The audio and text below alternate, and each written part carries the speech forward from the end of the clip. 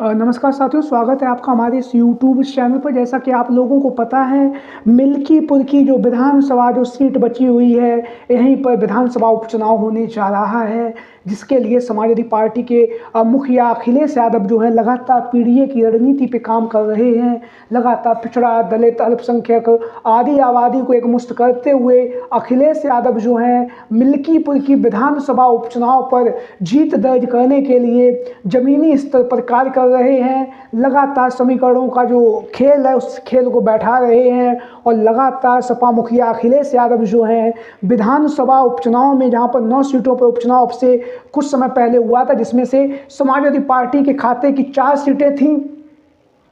जिन पर 2022 के विधानसभा के चुनाव में समाजवादी पार्टी ने जीत दर्ज की थी। उसमें से समाजवादी पार्टी ने विधानसभा के उपचुनाव में महज 2 सीटें जीत दर्ज कर सकी है। पहली जो सीट जो है वो है कहल की विधानसभा सीट और दूसरी जो है सीसामऊ की विधानसभा सीट। कहल की विधानसभा सीट से, जहां पर विधानसभा चुनाव 2022 में अखिलेश यादव जी ने 70,000 वोटों से जीत दर्ज की थी, वहीं पर जो है अब इस बार जब विधानसभा उपचुनाव हुआ तो जो है कहल की विधानसभा सीट से तेज प्रताप यादव जो है चुनावी मैदान में अखिलेश यादव जी ने उतारा था और तेज प्रताप यादव ने जो है मिल्कीपुर की कहल की विधानसभा सीट से 14,000 वोटों से उन्होंने जीत दर्ज की है। जहां पर वोटों की जो संख्या है उसमें भारी गिरावट तो आई ही आई है। वहीं पर सूबे के मुखिया योगी आदित्यनाथ के द्वारा कहा गया है कि 2027 में जो है कहल की विधानसभा सीट पर भी फूल खिलेगा, वो भी कमल का।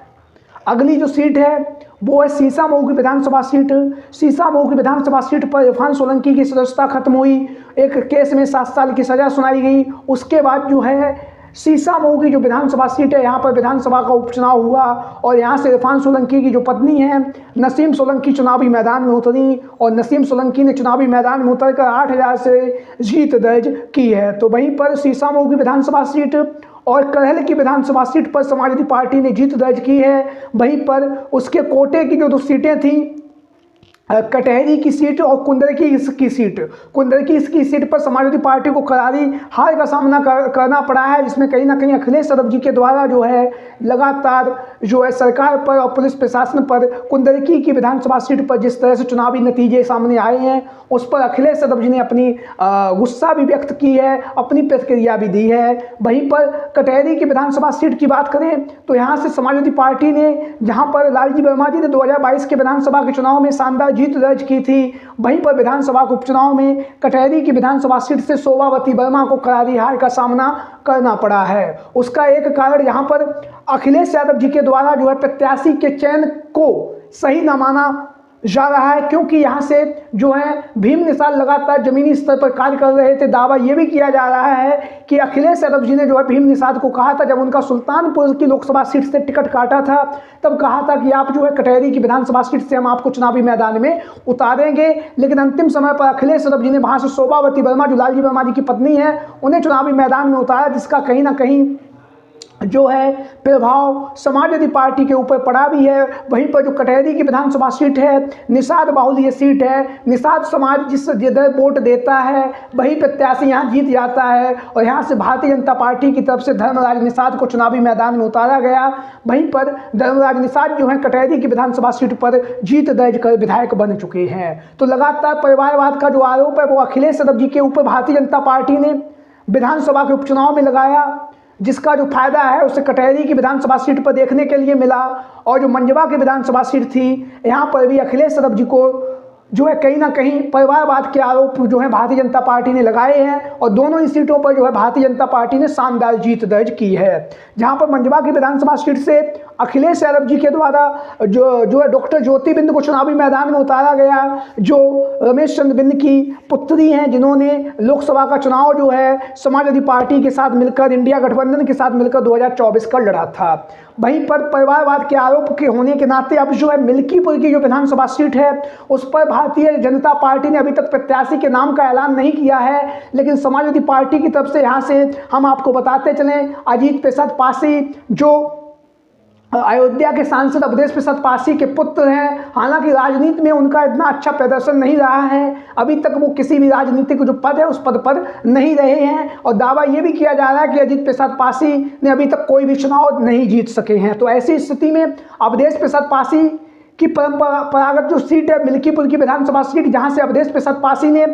2022 के विधानसभा के चुनाव में रिकॉर्ड मतों से जीत दर्ज की थी और विधायक बने थे, लेकिन अयोध्या के सांसद बनने के बाद उन्होंने मिल्कीपुर की विधानसभा सीट से इस्तीफा दिया और समाजवादी पार्टी ने उनके जो पुत्र हैं अजीत प्रसाद पासी को चुनावी मैदान में उतार दिया है। हालांकि यह जो सीट है पासी बावली सीट है, तो कहीं ना कहीं यहाँ पर अजीत प्रसाद पासी का जो पलड़ा है वो जातिगत समीकरण के हिसाब से भारी लग रहा है, लेकिन कहीं ना कहीं अजीत प्रसाद पासी के टिकट बदलने की जो मांग है वो भी काफ़ी तेजी के साथ चल रही है, क्योंकि लगातार परिवारवाद का जो आरोप है वो भारतीय जनता पार्टी लगातार समाजवादी पार्टी के ऊपर लगा रही है। तो ऐसी स्थिति में चर्चाएं चल रही हैं कि अखिलेश यादव जो हैं मिल्कीपुर की विधानसभा सीट से किसी अन्य प्रत्याशी को भी चुनावी मैदान में उतार सकते हैं। और हम आपको बताते चले, नामांकन से पहले भी लोकसभा का चुनाव हो चाहे विधानसभा के उपचुनाव हो, समाजवादी पार्टी ने प्रत्याशियों में अपना बदलाव भी किया है। तो वहीं पर यहाँ पर अखिलेश यादव जी के द्वारा मिल्कीपुर से अजीत प्रसाद पासी को चुनावी मैदान में उतारा गया है। वहीं पर भारतीय जनता पार्टी की तरफ से अभी तक प्रत्याशी के नाम का जो है ऐलान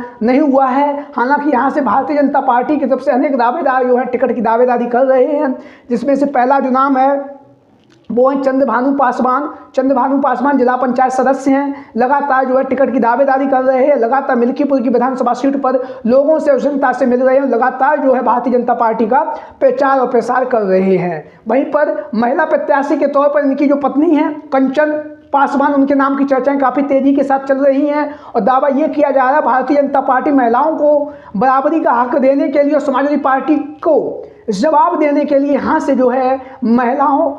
महिला प्रत्याशी के तौर पर कंचन पासवान या फिर किसी अन्य महिला को भी चुनावी मैदान में उतारा जा सकता है। वहीं पर अगला जो नाम है वो हम आपको बताते चलें, पूर्व में विधायक रह चुके हैं,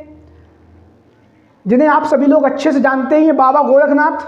इनके नाम की चर्चाएं काफ़ी तेजी के साथ चल रही हैं। पूर्व में विधायक रह चुके हैं। 2017 के विधानसभा के चुनाव में इन्होंने मिल्कीपुर की विधानसभा सीट से शानदार जीत दर्ज की है, जो कहीं ना कहीं चर्चाओं में बनी हुई है और लगातार जो है 2022 के विधानसभा के चुनाव में चुनावी मैदान में करारी शिकस्त का सामना करना पड़ा है। लेकिन भारतीय जनता पार्टी की तरफ से जो है सबसे मजबूत अगर दावेदारी बताएं तो यहाँ से बाबा गोरखनाथ की मानी जा रही है। वहीं पर रामू प्रियदर्शी के द्वारा भी लगातार टिकट की जो मांग है वो की जा रही है। मिल्कीपुर की विधानसभा सीट से पूर्व में वो भी विधायक रह चुके हैं। वहीं पर मिल्कीपुर की जो विधानसभा सीट है, इस सीट की अगर जाति समीकरण की बात करें तो पासी समाज का जो वोटर्स है वो अधिक संख्या में है। उसके बाद यादव समाज का मतदाता है, मुस्लिम समाज के मतदाता भी हैं, वैश्य समाज का मतदाता भी है और पिछड़ों में जो अन्य जो जातियाँ हैं ब्राह्मण समाज के मतदाता भी हैं और उसके साथ साथ सवर्ण समाज के भी मतदाता। तो लगातार जो मिल्कीपुर की विधानसभा सीट है सुरक्षित सीट है और यहाँ से अगर बात करें तो